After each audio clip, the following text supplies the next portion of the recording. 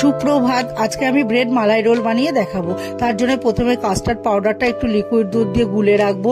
এবার আমি মিক্সি বাটিতে কাজু বাদাম, আমন্ড বাদাম আর পাউরুটির টুকরো করে ওটাকে একদম গুঁড়ো করে রাখবো। নিয়ে এবার ফ্রাই প্যানে আমি দুধটা বসিয়ে দেবো। দুধ ফুটে উঠলে ওর মধ্যে চিনি দেবো, কিছু ড্রাই ফ্রুটস দেবো আর ছোটো এলাচের গুঁড়ো দেবো। দিয়ে ভালো করে ফুটে উঠলে এবার যে কাস্টার্ড পাউডারটা গুলিয়ে রেখেছি ওটাকে অল্প অল্প করে দিয়ে তারপরে মালাইটা বানিয়ে রাখবো। এবার যে পাউরুটির গুঁড়োটা করেছি ওর মধ্যে আমুল স্প্রে চিনি আমি মিশিয়ে রেখেছি ওটা দেবো, একটু কালার দেবো। আর এবার লিকুইড দুধ দিয়ে ওটাকে ভালো করে আটাট করে মেখে নেবো। নিয়ে পাউরুটির সাইডগুলোকে কেটে এবার আমি ওই পুরটাকে দিয়ে রোল বানিয়ে নিয়ে তারপরে প্লেটের উপরে সাজিয়ে তার উপর থেকে আমি ওই কাস্টার্ড পাউডারের মালাইটাকে ঢেলে দেবো। দিয়ে তার উপর থেকে কিছু ড্রাই ফ্রুট দিয়ে তারপরে সাজিয়ে পরিবেশন করব। তাহলেই তৈরি হয়ে যাবে আমার ব্রেড মালাই রোল।